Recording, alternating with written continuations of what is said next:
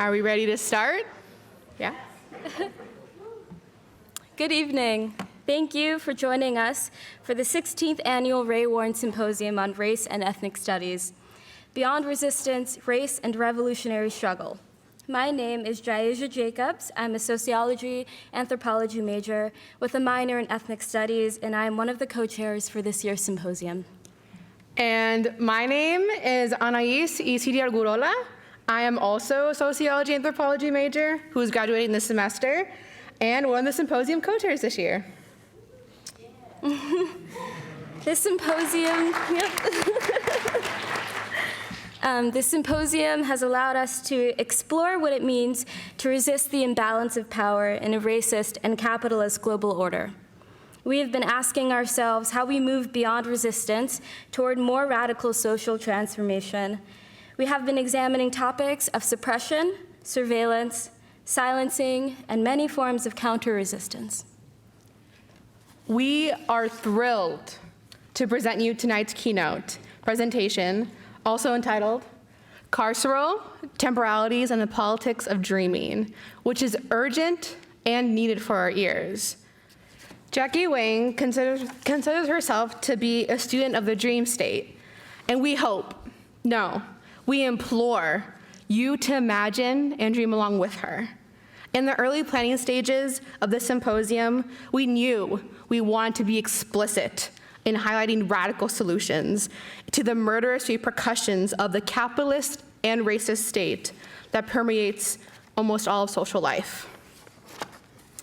Even though its weight is heavy, we can take value from the part of our lives not yet corrupted by these ills, and from our imagination.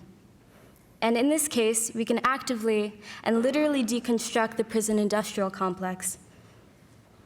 Jackie is a Black Studies scholar, poet, multimedia artist, and PhD candidate in African and African American studies and history at Harvard University, specializing in race and the political economy of prisons and police in the United States.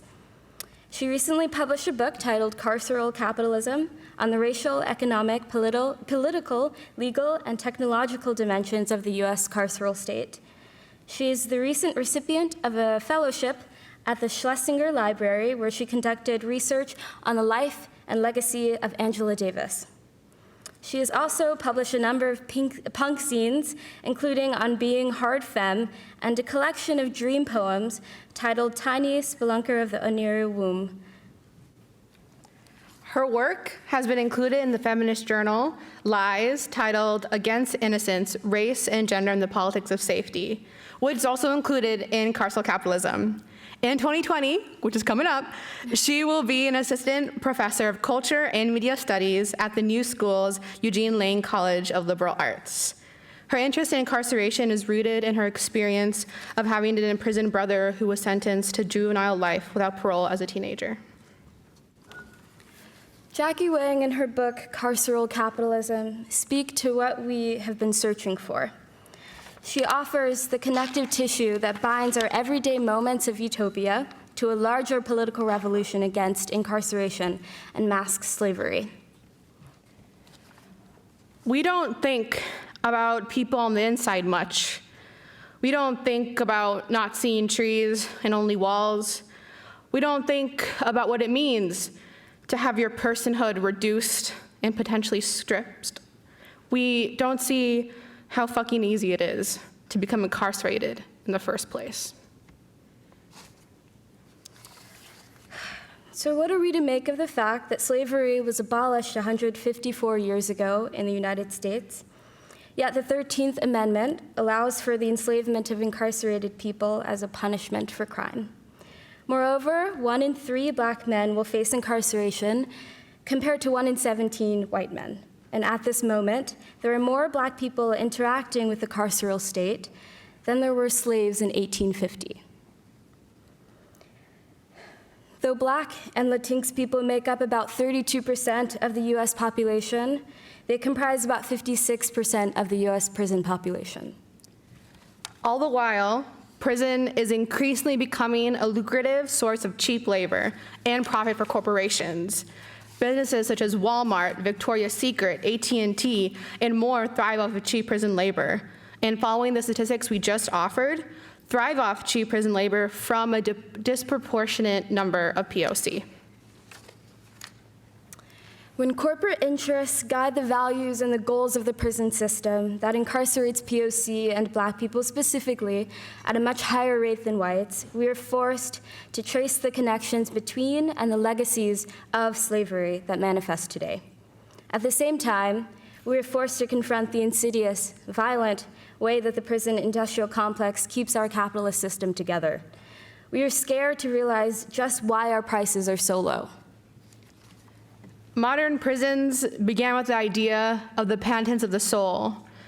People would have their liberty taken away from them and thus their soul and repent. From there, they're supposed to learn and get better.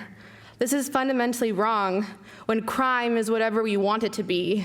So people can be enslaved by just existing because we make their existence a crime. This is inherently immoral when exploitation is behind the guise of rehabilitation. And so we need a radical solution to uproot these disgusting realities that will continue to fester and infect unless we fight to see the abolition of prisons as we know them. This symposium aims to revolt, not only examine. Not only read and discuss in your seats, but we urge you to listen and take action. We are beyond resistance, so let's revolt. Prison abolition is necessary for all total liberation. And now we welcome Jackie Wang.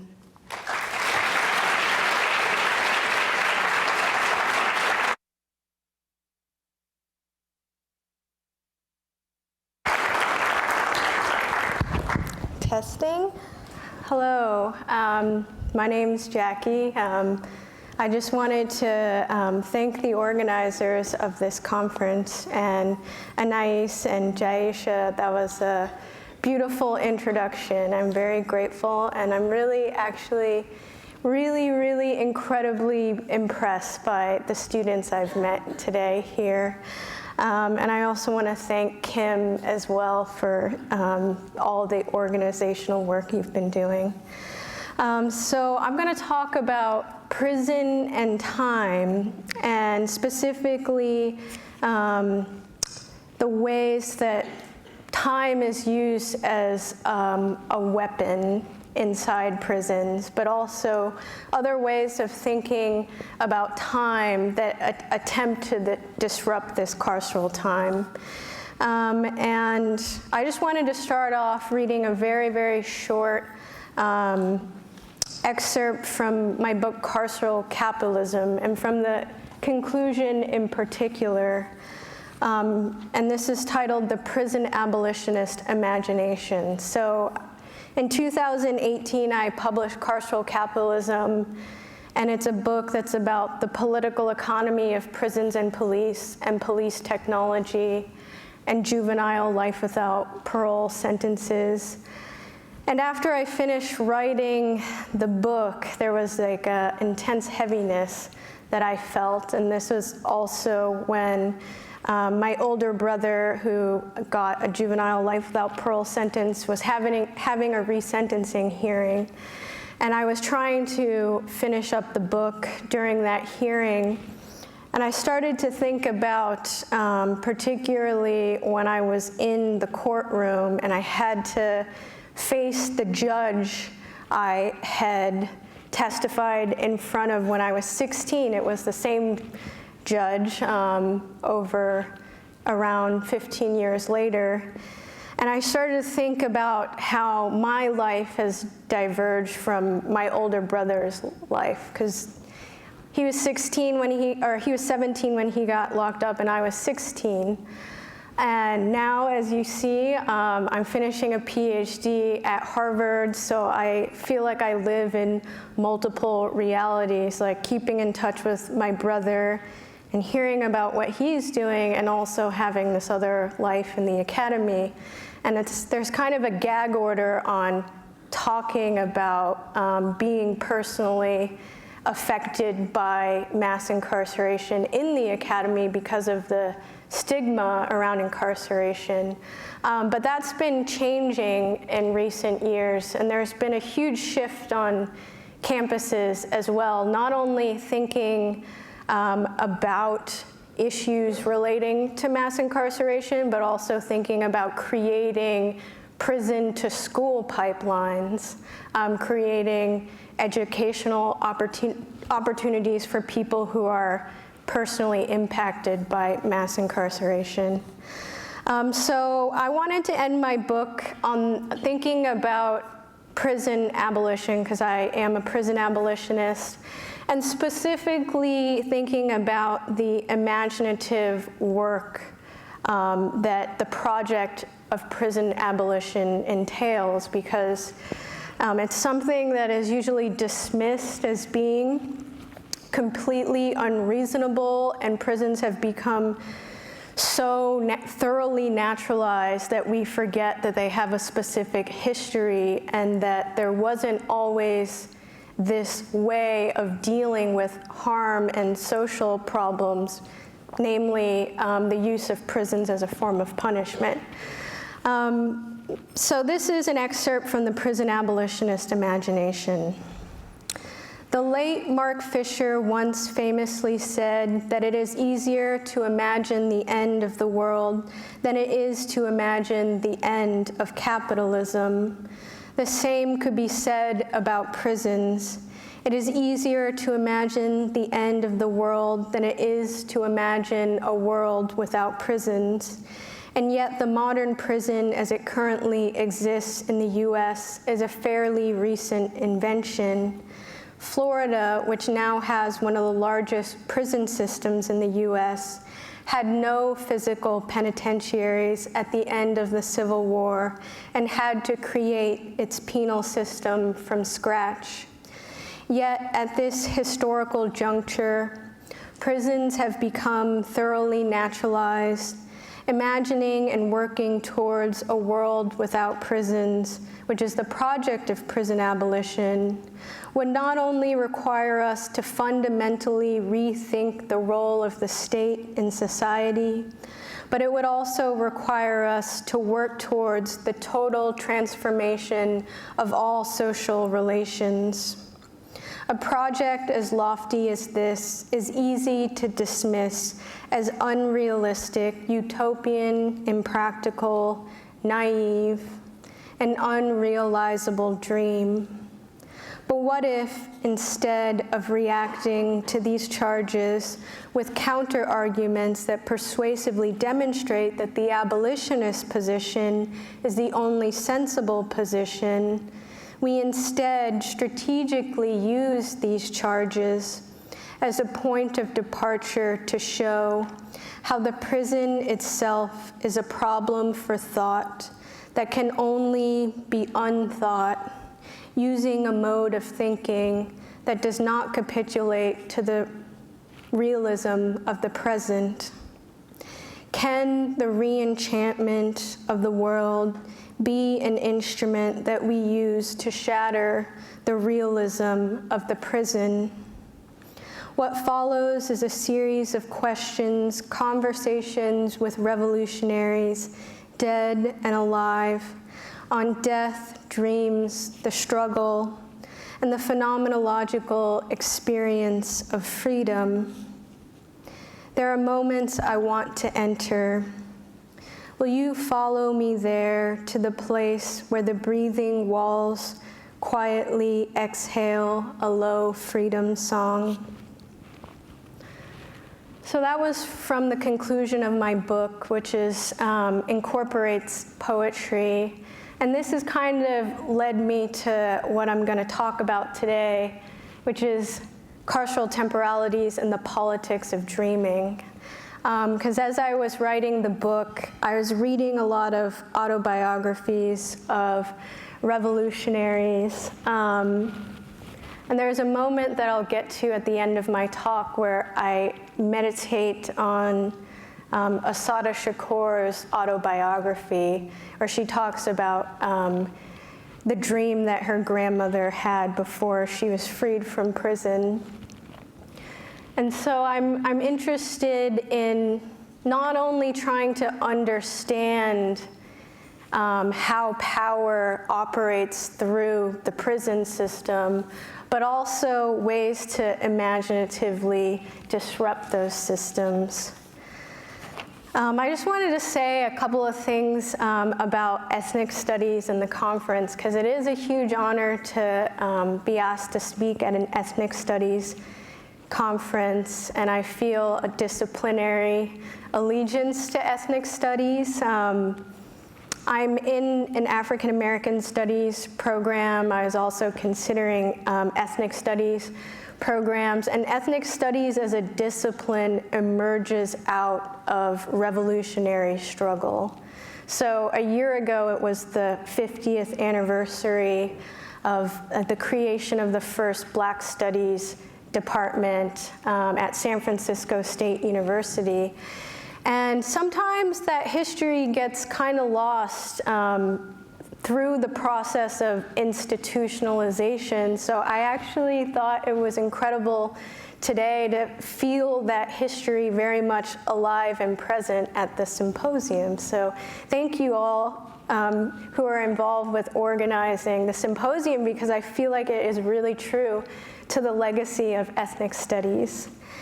So this is my talk, Carceral Temporalities and the Politics of Dreaming.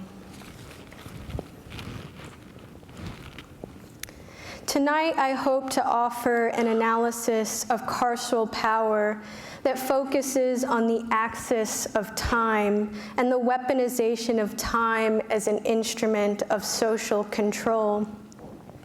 When comparing the Southern convict lease system to contemporary mass incarceration, historian Alec Lichtenstein writes that prison life in the late 19th century and early 20th century was characterized by hard labor, while modern prison life is best described as hard time. While the use of temporal punishment may appear to be more humane than physical punishment, this regime of control is just as cruel insofar as it is a total attack on the subjectivity and psyche of the prisoner. Furthermore, the supplanting of a physical regime of punishment with a temporal one enables the prison system to maintain its moral legitimacy, because the damage done by temporal punishment is not legible in our current framework for understanding harm and pain. This is partly due to the fact that no visible wound is left on the body of the prisoner when time is used as an instrument of torture. Pain is usually defined as physical pain, even though emotional, social, and psychic pain share the same neural circuitry as bodily pain. 1. Solitary confinement as detemporalization. Solitary confinement as a punitive carceral practice has its roots in a late 18th century penal ideology first developed by Quakers, which eventually became known as the Pennsylvania system. So this image that or both of these images here are of Eastern State Penitentiary in Philadelphia, Pennsylvania. And this was a prison that opened in 1829 and was based on this penal philosophy that asserted that prisoners would be reformed or redeemed through solitary confinement. So you can see, I've never used a laser pen before, but I just realized I had the option tonight. You can see here in the center of this image, there's a tower where the guard is watching over the prisoners, and coming off of these spokes are individual cells but none of the people who are in these cells can see or interact with each other. So they're in complete solitude. And you can see, this is an example of one of the cells, that the top of the cell had a skylight that was supposed to represent the eye of God. So the prisoner was supposed to internalize the feeling of being watched.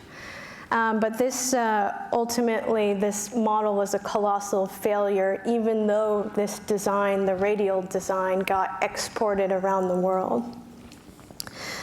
So although the use of solitary confinement never completely vanished from the American prison landscape, after the failure of the Pennsylvania system, experiments in the 19th century, solitary confinement was a marginal carceral practice until it was revived beginning in the 1970s with the rise of supermax prisons and the creation of control units and security housing units, or SHUs. Black, Native, and Puerto Rican militants, as well as white leftists, have argued that the revival of solitary confinement practices was tied to the deliberate weaponization of isolation as an attempt to physically break and punish political prisoners through a process that aimed to dismantle their personalities and worldviews. Militant women held at the Lexington Control Unit in Kentucky argued that the state was carrying out psychological experimentation on them that amounted to torture and sought to neutralize them. Although this carceral practice was initially used on political prisoners, it has become a normalized feature of our criminal legal system, even though the US falsely claims that solitary confinement is not practiced in its prisons. Solitary confinement may appear to be a practice primarily aimed at the spatial regulation of prisoners. However, it is inextricably linked to the axis of time. While solitary confinement denies prisoners access to all embodied modes of relationality by physically removing prisoners from their social context, it also aims to distort the prisoner's perception of time and undermine their sense of time altogether. Solitary confinement robs people of their temporal agency by imposing a rigid carceral time that is punctuated by meals, shower time, and, if allowed at all, recreation time. In written accounts of solitary confinement, prisoners frequently write about losing all sense of time, hallucinating, losing the ability to think a complete thought or formulate a complete sentence, getting stuck in thought loops, and experiencing depersonalization. In her phenomenological analysis of solitary confinement, Lisa Gunther writes, quote, "There is a great risk for prisoners in prolonged solitary confinement to get stuck in a moment that goes nowhere, closed into a circular repetition of the same," end quote. Furthermore, solitary confinement can also undermine a subject's capacity to use language or to sequentialize in words. Ulrike Meinhof, the Red Army faction militant who was held in a dead wing, and a dead wing is an entire prison wing that is devoid of all other persons, offered this description of solitary, quote, "Sentences, grammar, syntax, no longer controllable. When you're writing 2 lines at the end of the second, you cannot remember how the first one began. A complete inability to communicate, Visits leave no impression. Half an hour later, you can only reconstruct mechanically whether the visit happened today or last week. End quote. In Meinhof's account, the subject who experiences time has collapsed. The distinction between days and weeks no longer holds. In supermax prisons, where inmates are often held in windowless cells and are subjected to artificial light 24 hours a day, prisoners are forcibly detached from their diurnal rhythms and often lose track of the days. While working for the LGBTQ prison abolitionist organization Black and Pink, prisoners in solitary requested that we include a calendar in our newspaper so that they could have a way to keep track of the passing of days. Despite the imposition of this brutal carceral temporality, prisoners have developed strategies to control, experience, and mark the passing of time, which are strategies that defend against detemporalization. Gunther writes, quote, "Most prisoners will tell you that in order to do the time, rather than allowing the time to do you, one needs to establish a daily schedule." End quote. And if you've ever read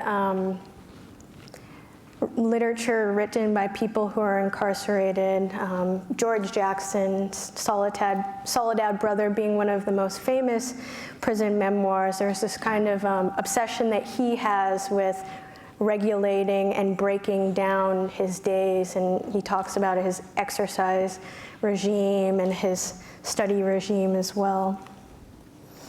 Thus, time is a terrain of struggle, a field that is constantly negotiated, and a study of how older women in prison negotiate and experience time. As Rini Wahedin and Shirley Tate write, quote, "The women in the study interact with time by making time digestible, ticking off months, weeks, and even days.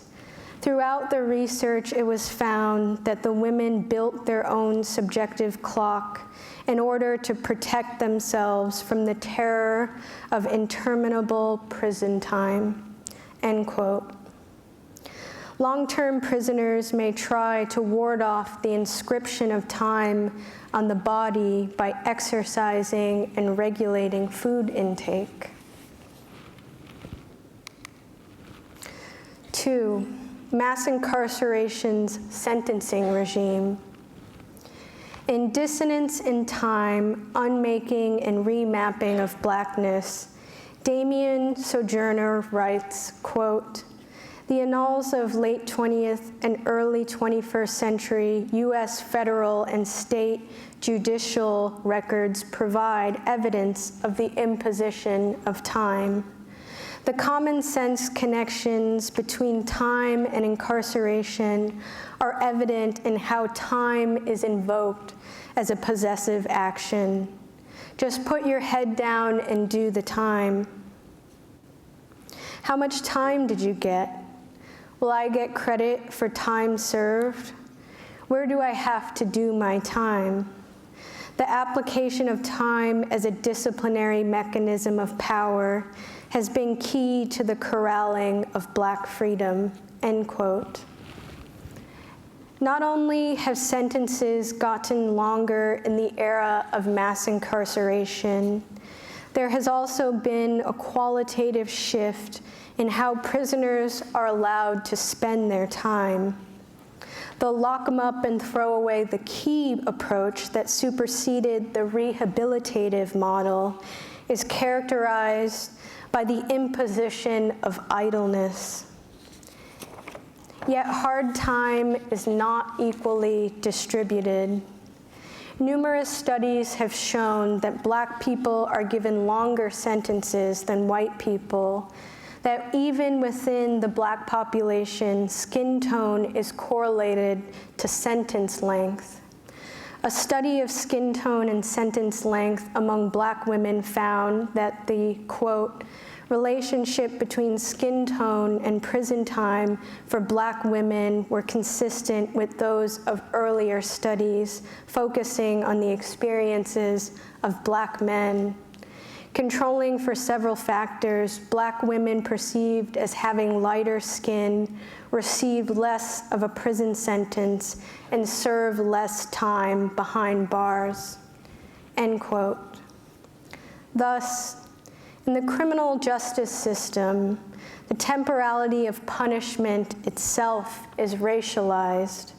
Having dark skin increases the distance between the prisoner and the horizon that marks the end of the sentence. Although time is intangible, it becomes directly inscribed on the racialized body. 3, predictive policing and invocations of the future. With the explosion of data science and the increasing deployment of predictive policing software, we are now witnessing a transformation in the temporality of policing. Policing is no longer primarily aimed at effectively responding to so-called crime, but to anticipating and preventing it. This anticipatory element of policing has always been present, but until recently, the judgment of the police officer was considered superior to that of machines. As self-learning AI systems are refined and our faith in machines and predictive analytics increases, we are relinquishing more and more decision-making power to algorithms. What are the chances a parolee will be a recidivist? Where should police patrol? Whom should police be monitoring? Increasingly, these decisions are being made algorithmically, sometimes with software that analyzes police data to make such predictions. But predictions are much more about constructing the future through the present management of subjects categorized as threats or risks. Thus, predictions do much more than present us with a probable outcome. They enact the future. The transformation of the temporality of policing with the advent of predictive policing turns the unknowability of the future into a problem that justifies the state's management of the future through the technical overcoming of uncertainty. In the age of big data, uncertainty is presented as an information problem that can be overcome with comprehensive data collection, statistical, wow, that was easy. It's like I thought everything was falling apart. I'm like, as I'm reading the technology part and having technological failures, I feel like somebody's watching, press the button, shut down the talk. So the analysis,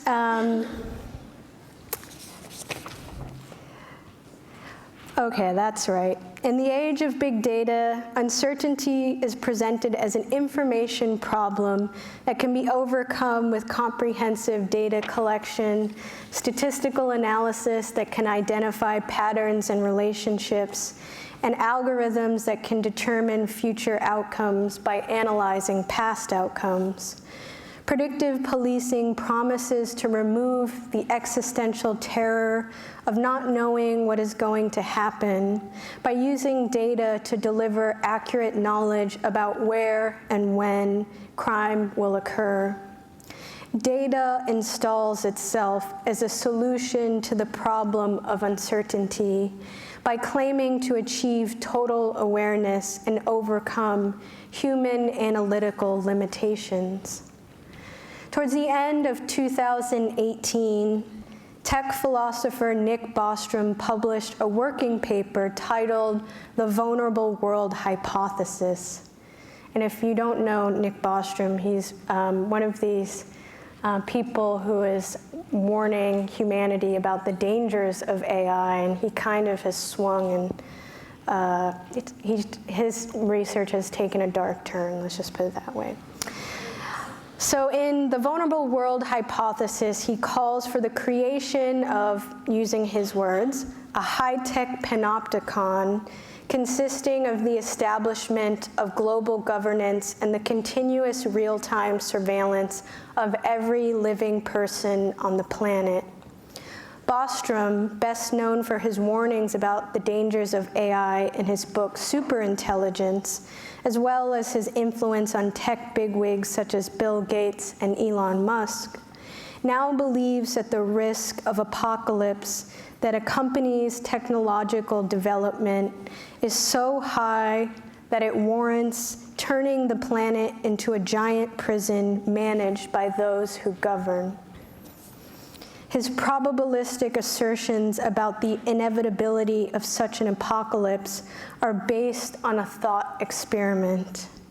If the urn of creativity, which represents technological development, produces both white and black balls, white represents innovations that benefit humanity, while black represents innovations that can destroy it, it is only a matter of time, he argues, before we pull a black ball from the urn.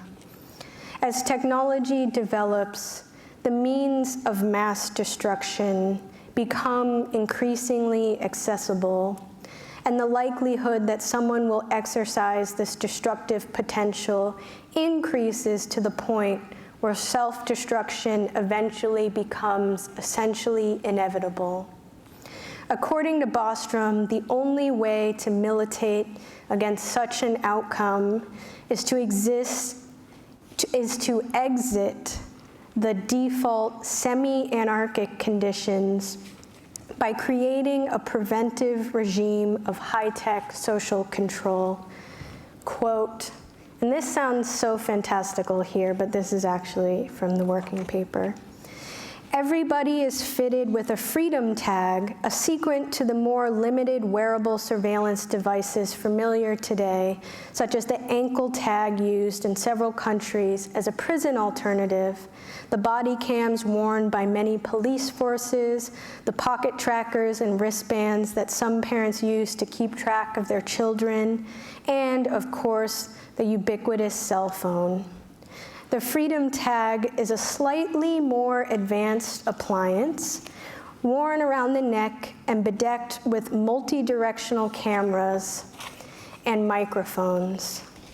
Encrypted video and audio is continuously uploaded from the device to the cloud and machine interpreted in real time. AI algorithms classify the activity of the wearer, his hand movements, nearby objects, and other situational cues. If suspicious activity is detected, the feed is relayed to one of several Patriot monitoring stations. These are vast offices staffed 24/7. There, a freedom officer reviews the video feed on several screens and listens to the audio in headphones. The freedom officer can also dispatch an inspector, a police rapid response unit, or a drone to investigate further. In the small fraction of cases where the wearer refuses to desist from the proscribed activity after repeated warnings, an arrest may be made or other suitable penalties imposed. Citizens are not permitted to remove the freedom tag, except while they are in environments that have been outfitted with adequate external sensors, end quote. By calling the surveillance apparatus a freedom tag, the all-encompassing police state is recast as the ultimate guarantor of humanity's collective freedom. It's hard not to read his phraseology as a self-parody that harkens back to the freedom fries idioms of the Bush era, and I'm old enough to remember everyone saying freedom fries. But Bostrom is sincere in his proposal. He estimates that this ubiquitous system of surveillance would cost 140 USD a year per person, which would amount to less than 1% of the world's annual GDP. So not very much when you compare the cost of the freedom tag to the cost of apocalypse. And there's this kind of surreal moment in the paper where he's doing a cross-benefit analysis of civilizational annihilation and high-tech panopticon. He's like, high-tech panopticon is much cheaper. It's the logic that he's using.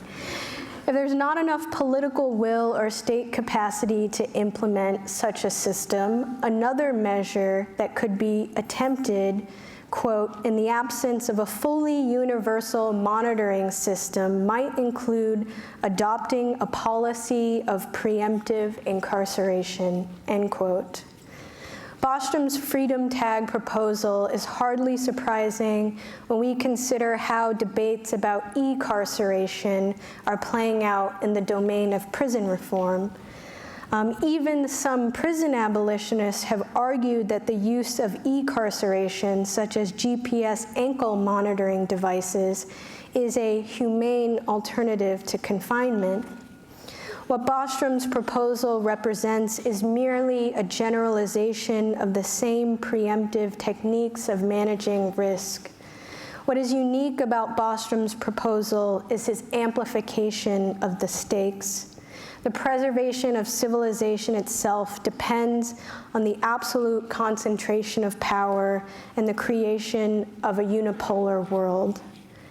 Never mind the risks of concentrating the power to surveil the planet in the hands of a global state.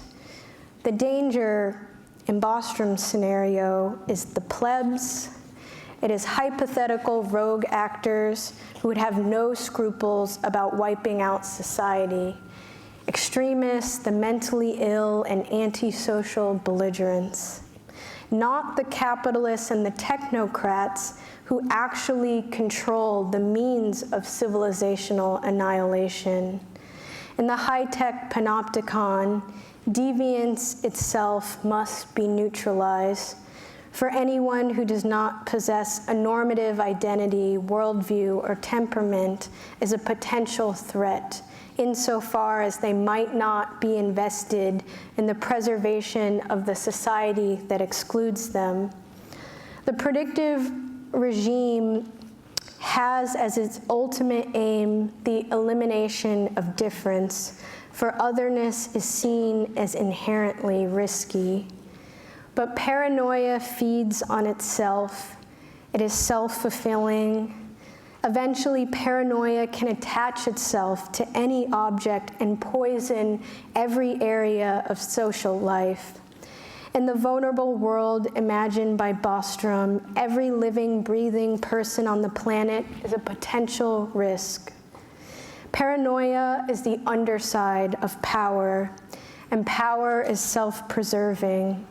With technological development comes the consolidation of power, but also, or so the paranoid tech ethicists claim, the multiplication of vulnerabilities. Thus, doomsayers like Bostrom have constructed a teleological view of technology that serves as the justification for techno-fascism. Left unchecked, this ideology would justify turning the world into a prison.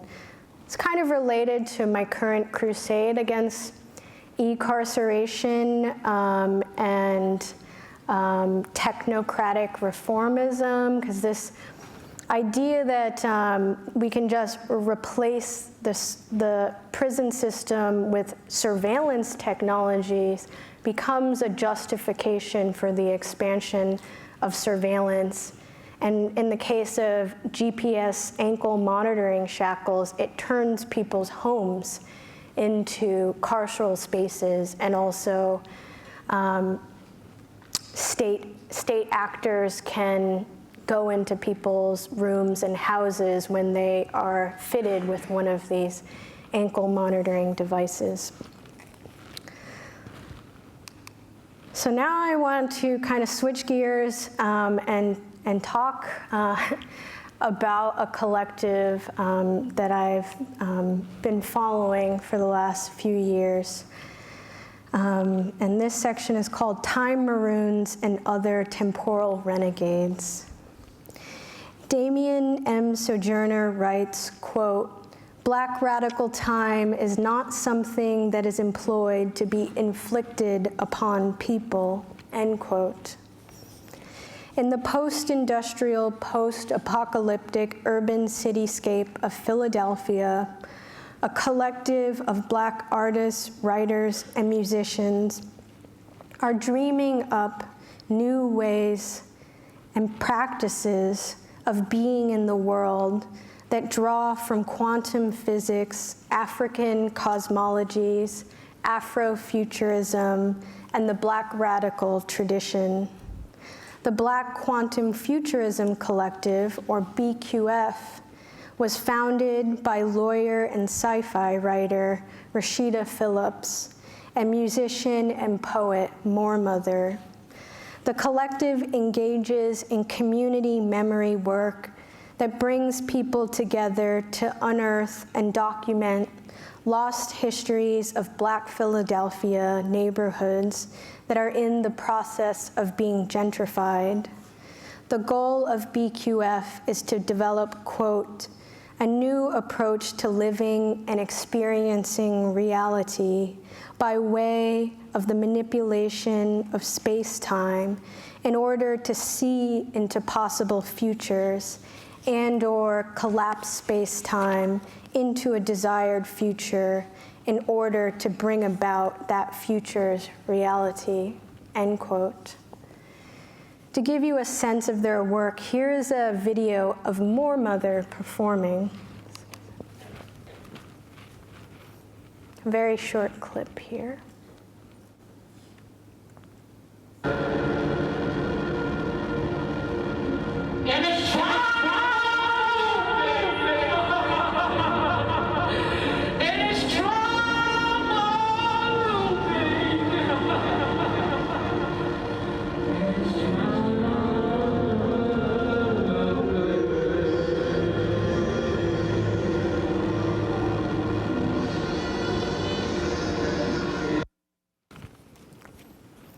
I first encountered BQF when I saw Moormother perform at a queer dance party and fundraiser event in Philadelphia.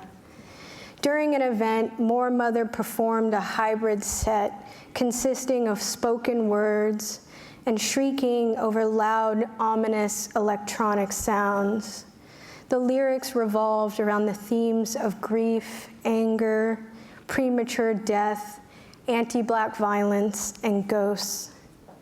What Moormother was doing was a kind of time sorcery that sought to bring the past in contact with the present and the future, to merge them through sounds that sought to, quote, "sing the graves open," end quote. Embodied in BQF's aesthetic and political practice is a critique of Western notions of time that conceptualize of time as linear and organized around the discrete categories of past, present, and future. For BQF, contemporary notions of time are intimately tied to the entwined histories of capitalism and slavery. When describing a BQF Community Futures Lab workshop, Art in America critic Michael McCain writes, quote, "Phillips detailed how European Judeo-Christian traditions experience time as an inevitable flow towards a divinely ordained future, She continued to explain how capitalism incorporated this future-oriented linearity into labor and production as it began to regulate time more precisely through mechanical clocks, calendars, and bells. This was assimilated into slavery in the Americas as masters moved from nature-based timekeeping to mechanical clock time. Slave owners wrote books detailing how many hours a slave should work to achieve the most profit and how to maximize efficiency using clock-based schedules enforced by physical punishments. With emancipation, slavery came to an end, but the powerful rhythms and logic of mechanical time remained, end quote. To counter the rigid carceral temporalities that originated in capitalism and slavery, BQF has created a practice of time marriage, where the rules of clock time are subverted by practices that imaginatively summon ancestors, conjure ghosts, project practitioners into the future, and amalgamate the past, present, and future in order to create new political openings. These time renegades demonstrate that becoming ungovernable by resisting the imposition of violent temporalities is a cornerstone of Black freedom.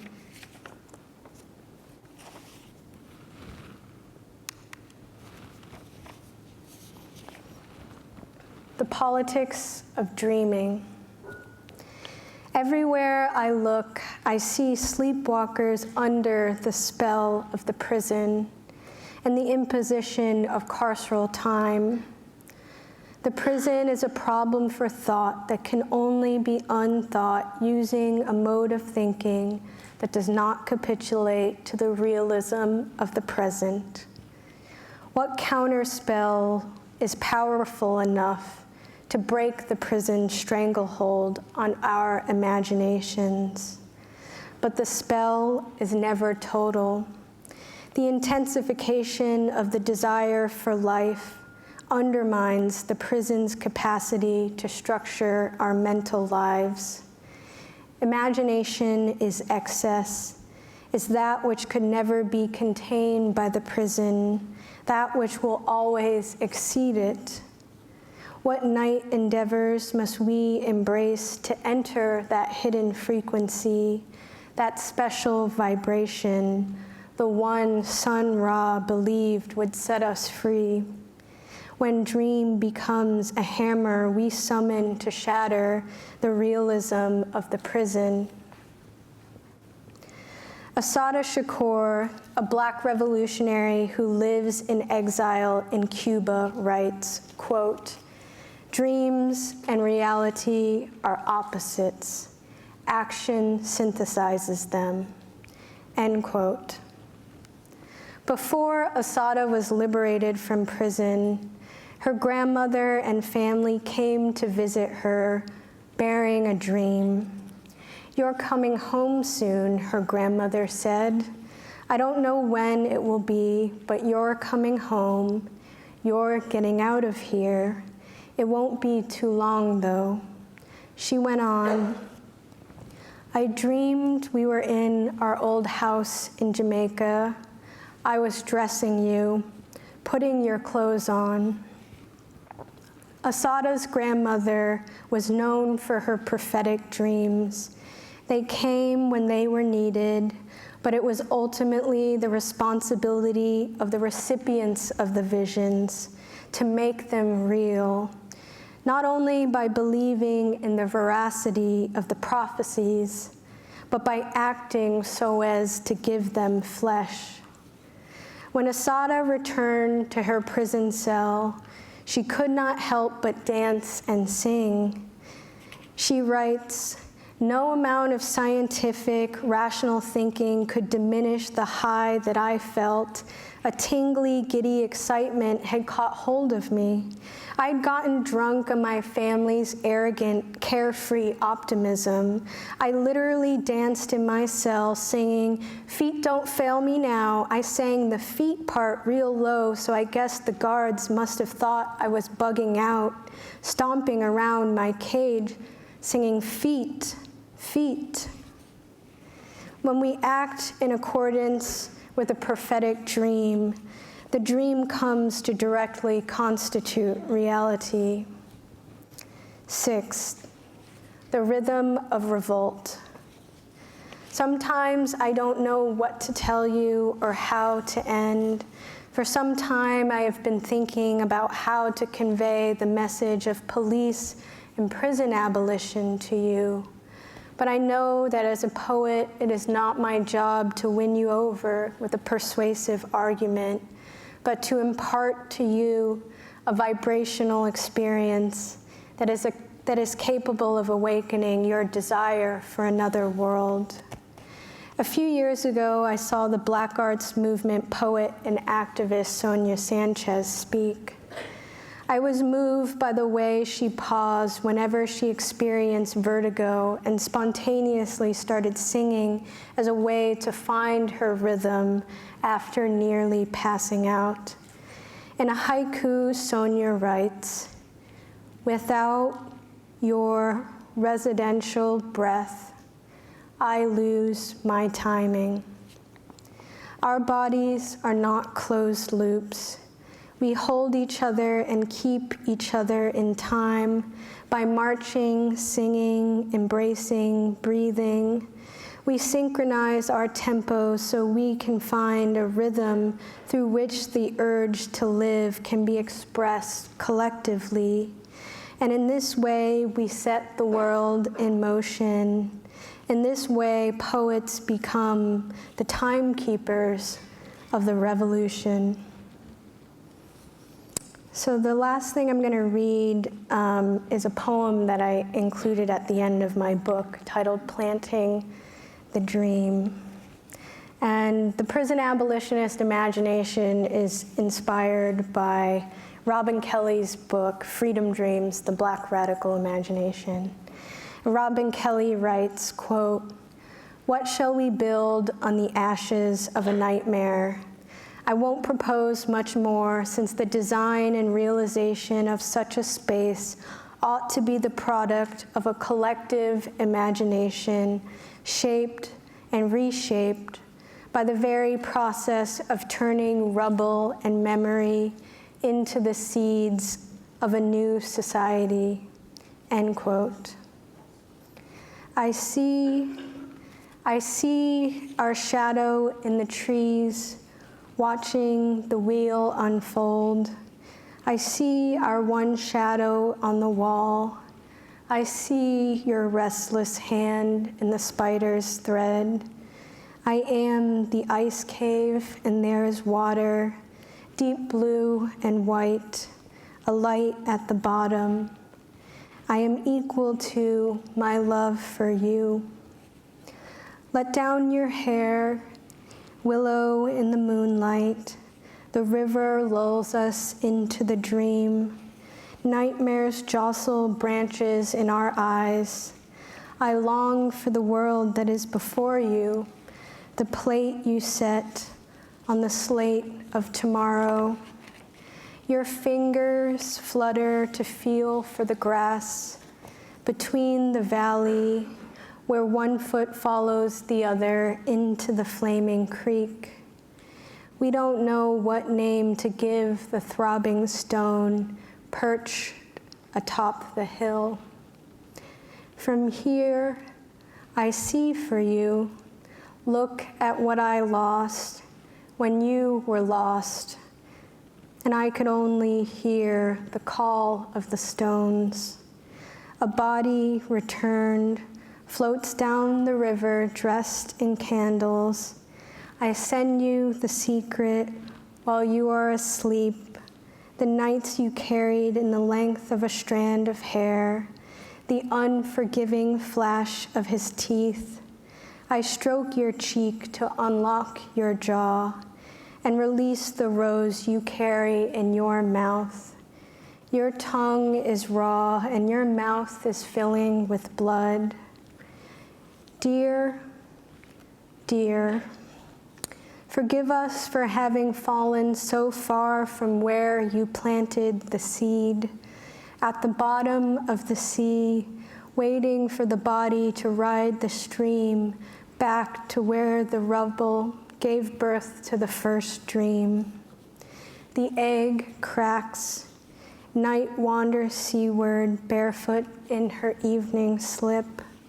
And by the sadness you are shown, the path to the holding sea, a trail burned by a herd of somnambulant turtles who folded one by one in their grief until a single remained to carry the breath of time back to the seed. Thank you.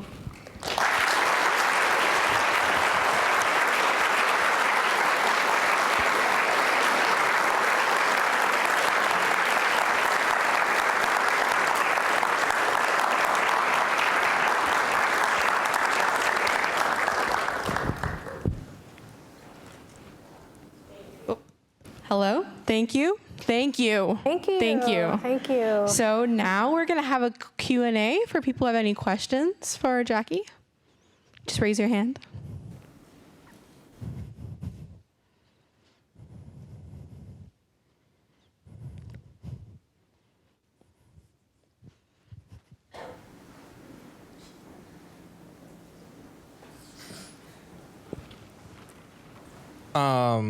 Thank you for the talk, by the way. I've read your work a long time ago, and it's been really influential. What did you read, if I may ask? Because I'm always curious to know, like, what corner of my First, I think it was Against Innocence and Lies. Yep. Yeah, and then I read all the other essays and stuff. So Okay. yeah, just drew the radical milieu. Yeah, but my question was, it seems like that you're kind of advocating for a more like radical detemporalization of time that's more kind of like the abolition of time in a broader sense rather than just carceral time, but time in general. So that's there are new possibilities of creating time that are more maybe tied to space and culture.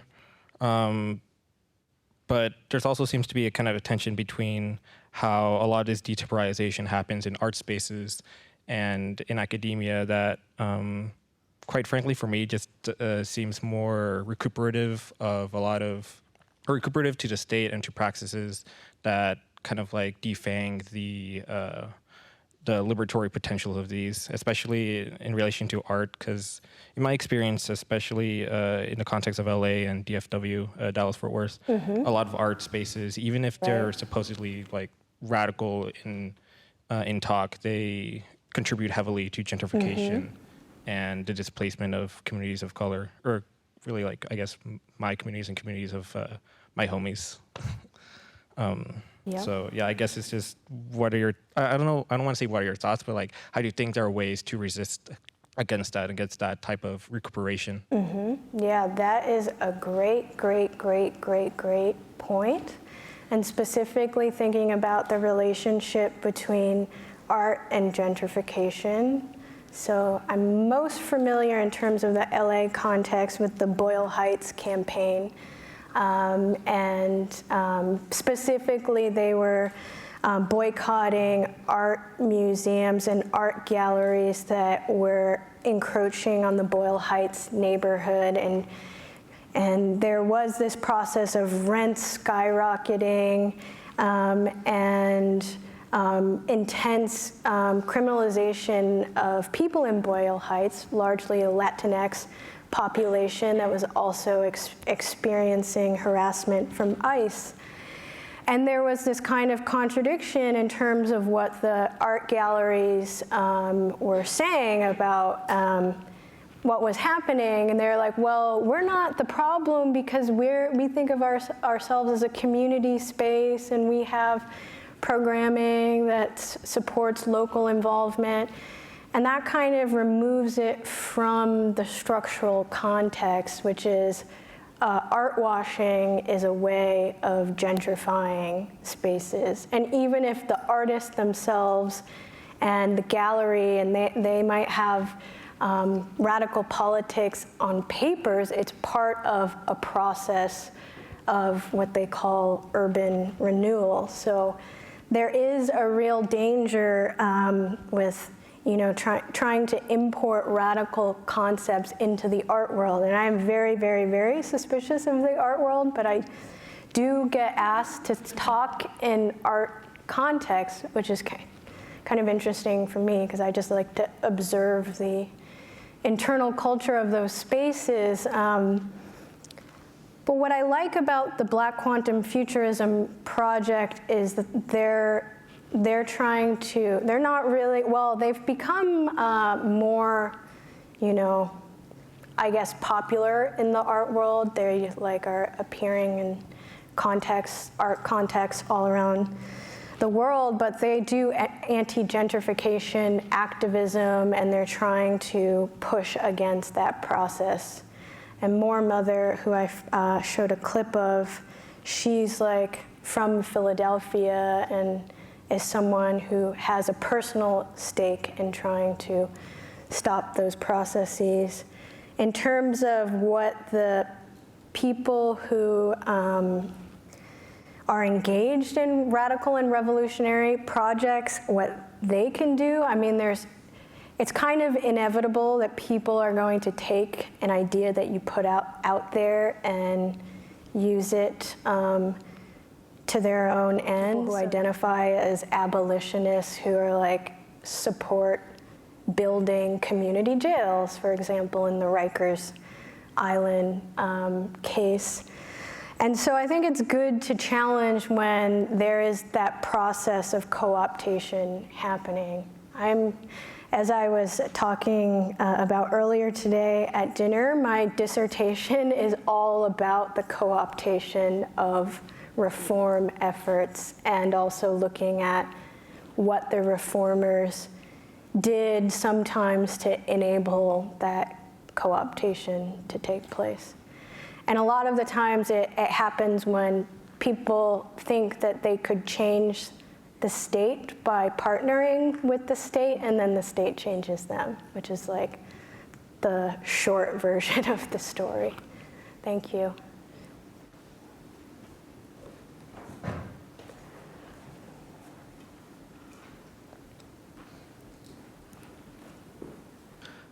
I have a short, uninteresting question. I was just wondering what the title of that Robin Kelley book that you referenced was. It's called Freedom Dreams, The Black Radical Imagination. It's one of my favorite books of all time. So it is not a bad question to ask, because any opportunity that I have to talk up Robin Kelley, I enjoy. I adore Robin Kelley. He is personally very influential on my thinking. He's just a beautiful person and a beautiful writer, in addition to being a great historian as well.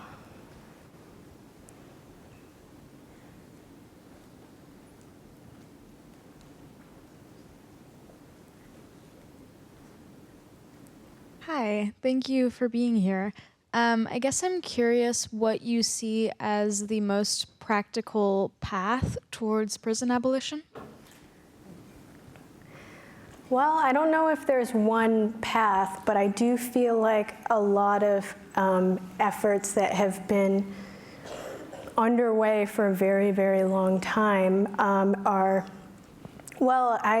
what I think is that we are in a reform moment, and it's particularly important to have abolition be a part of the conversation, so there's not this traumatic repetition of what has happened in the past.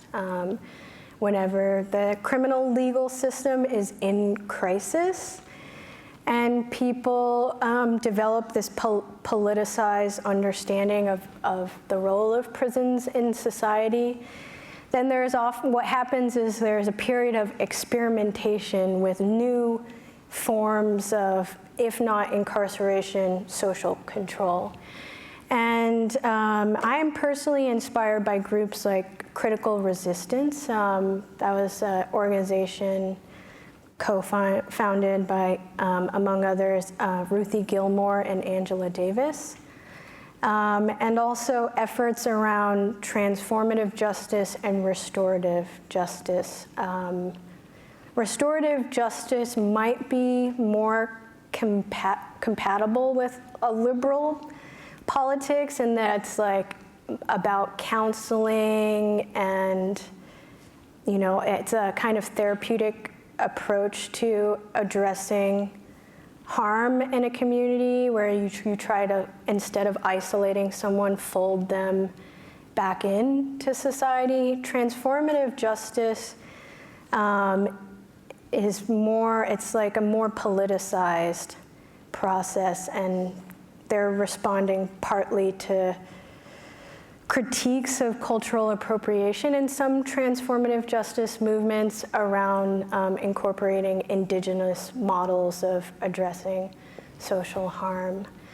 So I think there's a lot of potential with these different collectives and models that are being developed now, but there's also an institutionalization of reform that comes with risks as well, which is like the legitimacy of the system gets restored by saying, well, we've invested all of this money into community corrections, and this is a more humane system. I tend to agree with something that Michelle Alexander said in the New York Times, maybe it was like a year or half a year ago, where she was talking about GPS ankle monitoring devices being like the new Jim Crow, and that it's the next regime of social control that is being created now.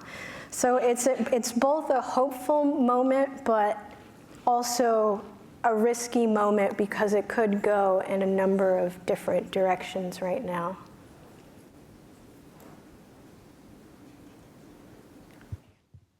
Hi. I just wanted to ask kind of two things. What do you think is the place or the idea where the general understanding of incarceration, or like the education about the topic of incarceration, comes from in the US? And how can we as like, well, I'm not a citizen, but how can citizens just like change, actually support the idea of abolishment, of like the idea of mass incarceration?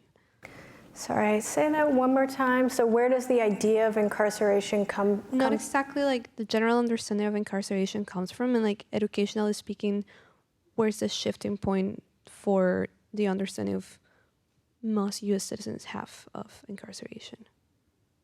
Say the last part of this question, Lord. Yeah, like where do you think, where does this image of incarceration that is commonly have in the US comes from, and how can it be shifted in a bigger scale that it's not only like a one-to-one personal thing? Right, that's a great question. I mean, the idea of the image of incarceration makes me think of the entire industry around media representations of people in prison and incarceration. There's simultaneously a fascination and repulsion in terms of the proliferation of these images in the popular culture, and even thinking about shows like Cops, a reality TV show following cops around, or what is it, Dog the Bounty Hunter is a guy who catches people who are skipping bail, and Orange is the New Black is considered like a more progressive representation, but there's this kind of like fascination that I think Americans have with the prison system but also like a fetishization and a glorification of vigilante culture as it comes from this frontier masculinity. So I think that there needs to be work done on the representational side to kind of overturn those images that we've inherited, which are really, really, really deep in terms of the cultural repository or cultural unconscious.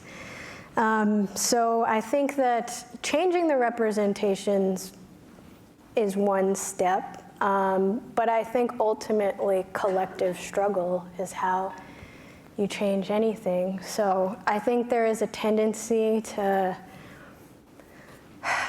focus on the legal side of it because the criminal legal system is enacted through the law, but that's kind of a trap in some ways, and I think it really takes popular movement before the law even starts to change. So I think political organizing and collective struggle is the way to do it.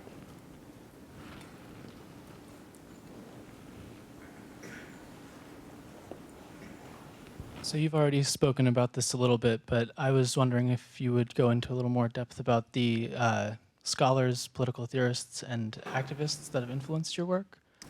Great question.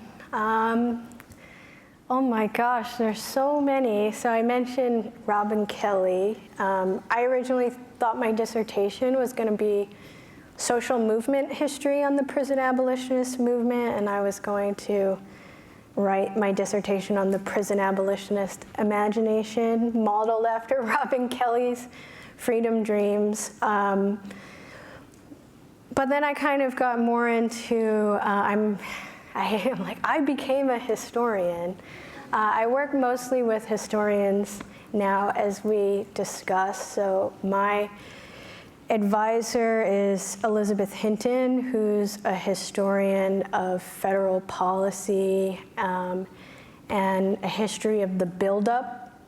She wrote a pretty monumental history of the buildup of mass incarceration through the lens of federal policy, starting with the Johnson administration and talking about how Johnson's Great Society programs evolved into the prison system and the prison structure that we are living with today. So she's definitely been influential on my work. The geographer Ruthie Gilmore, who's at CUNY, the Graduate Center, has been influential on my work. Angela Davis, who I was very lucky to work on her papers on summer 2018. Like, Harvard had bought her papers, and I was working on creating an exhibition of highlights from Angela Davis's papers, and that was a pretty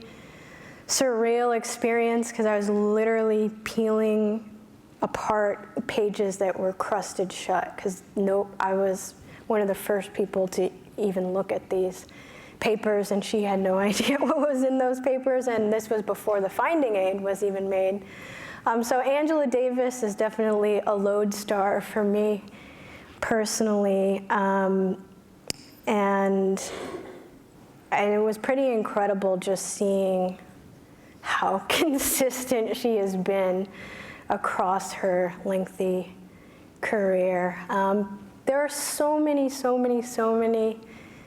people, and we were at dinner earlier today, we were talking about the carceral studies field and critical prison studies. It's kind of incredible that in the last 10 years there's been a flood of research on this topic, and I personally come at it through the Black radical tradition. So, you know, George Jackson was someone who, when I read Soledad Brother, it was like my brain exploded. I felt like he was so lucid, and his analysis cut through everything. For those who don't know who George Jackson is, he was the field marshal of the Black Panther Party, spent almost all of his adult life in prison, and he wrote 2 books that are collections of prison letters. And he was killed in prison, and Angela Davis's trial was connected to George Jackson and Jonathan Jackson. Jonathan was George's little brother, so that's basically the perspective that I come from. Yeah, but I'm very lucky that I ended up where I ended up in my studies at the time that I ended up there. So my advisor, Elizabeth Hinton, brought a lot of people who study prisons and are activists as fellows to Harvard when I was a grad student. Well, I'm still a grad student. And so I'm very fortunate to have gotten to know a lot of people working on the history of prisons in particular, including Heather Ann Thompson, who wrote a huge, huge history of the Attica uprising. Thank you.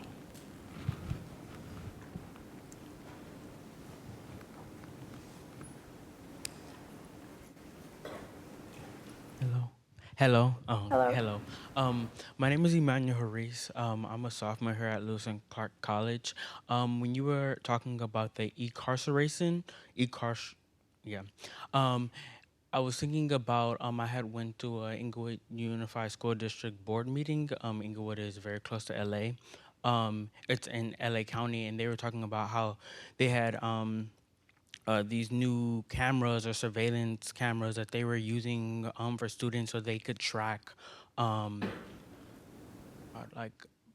students who are potential of doing mass shootings. By the end of that year, they had only found students who they thought were probably going to go from school, who are going to be tracked into the school to prison pipeline. So when you were talking about, I'm sorry. Thank you for being here. Sorry, I'm trying to get all my thoughts out before I forgot them. When you were talking about the kind of I can't remember, white ball parts of the new incarceration, the black ball, but what do you, when we get this new technology and it's only coming with black ball components, what do you, how do you gather that information? And when people are like this new system, but the new system seems to have black balls all through it, how do you kind of combat that thought and those processes? Mm-hmm. Great question. And that's very frightening about the securitization of schools. And securitization is part of the process of criminalization as well. And I find it kind of terrifying that the solution to mass shootings, that this is presented as the solution to mass shootings, is let's create this surveillance state inside schools, and public safety becomes the ultimate justification of the expansion of these efforts to surveil and criminalize people. And what you see happening in schools that have this the administrators have this paranoid, suspicious relationship to the student body. What happens is they criminalize those students. So thinking about the fact that some schools might have more of a police presence than they have guidance counselors in schools, for examples. So I always found it very peculiar that when people think of public safety and security, that there's so much emphasis placed on control and surveillance rather than thinking about resource distribution and what actually is the foundation of people's lives and how to provide material foundation for people's lives. Like, why isn't that part of the conversation about security and public safety, especially given what we know from the empirical studies on so-called crime, about, you know, the relationship between unemployment and so-called crime. So I think that I have a very social understanding of these issues, and because that is the angle from which I look at these problems, I'm more focused on the side of providing material support for people, and thinking about opportunities, resource distribution, and even thinking about technologies is they're not neutral. If it really depends on who controls the technology and what the context is in which the technologies appear. So we live in a capitalist society, and so technologies are usually used for profit and control. Maybe if we lived in a post-capitalist society, that wouldn't necessarily be the case, but I don't want to go too far down that line of thinking, because we are in the world that we are in. Yes, there is a... Yeah, so I think this will be our last question before we sum it up. Unfortunately, but Jackie will be available to sign books, and we're selling books right outside of Council Chamber after this. And if you feel inclined, you may stick around and ask some questions. So thank you.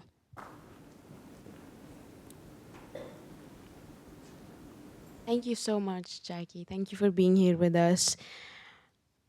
So I loved when you said so-called crime, and when the co-chairs introduced you, they said something very powerful, that crime is whatever we want it to be. And I would love for you to deconstruct a little bit for us this, both this notion and this implementation of what is crime, and therefore who becomes a criminal, and why that label is okay. And for me, in a lot of, I was in a statistics class the other day, and it was just used as an example. And of course, it's a quantitative methods class, so we didn't sit there and deconstruct it, which really hurt my soul and soul. And so I would love to hear a little bit from you about how we can transform our thinking and not just kind of take this label of criminal and crime as a given, as how it's given to us. Mm-hmm. Yeah, I mean, it's such a loaded term, because it has all this moral baggage. So if you're criminal, you broke the social contract, and you're irredeemable, and therefore you are considered deserving of punishment. This is the way that people usually think about it today. But the category of crime itself is constantly in flux. So from a legal perspective, what counts as a crime and what doesn't is always changing. So something that's happening now is this question of, we are kind of rolling back, overturning the war on drugs. Not only is marijuana being legalized in states across the country, but it's also being corporatized as well. So now it's like investors are like, oh, let's get in on this new business. And then there are small farmers that have been, a part of the illicit marijuana trade for some time. And suddenly now it's socially acceptable. So we don't think of those investors who are in the business of producing and distributing marijuana as criminals, even though in the 90s we were thinking of people who were selling or smoking marijuana or in possession of marijuana as criminals. So there's that. There's the legal side of it. And then there's the fact that how we measure crime is intimately tied to how resources are funneled into law enforcement. So this is something my advisor talks about, is like what the public sometimes experiences as a crime wave is the result of injecting more money into policing, which produces more contact with the police, which creates the appearance of an unprecedented crime wave because there are more arrests being made. So that's another side of it that's also there. It's about the politics of resource distribution as well. There was another category that I wanted to talk about. Yeah, and then there's like, you know, what I was talking about earlier in my response to the last question, which is the kind of sociological understanding of crime, where you know, many sociologists are like, well, in some ways, societies of inequality produce crime because people have to resort to illicit activities to you know, make ends meet, or there's a lack of opportunities in areas that have been deindustrialized, or there have been white flight and urban decay, et cetera. So there's a sociological understanding of crime as well. And I think abolitionists try to reframe the argument and like, let's not talk about crime, because the point of departure is this like understanding of crime as a constructed category and a way to criminalize people. And I also agree with George Jackson, who says that the law is created to protect the bourgeois class, and that law functions primarily to protect the private property of the people who own property. And so there's also that politicized class understanding of crime as well. And he has a great part in Soledad Brother where he talks about his observations about the reasons why people who are around him are in prison. Thank you.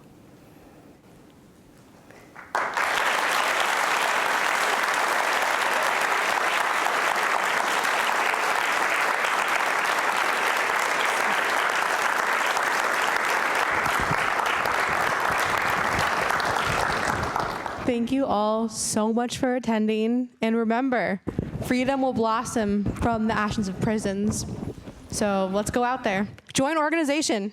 Do something. We love you. Great night.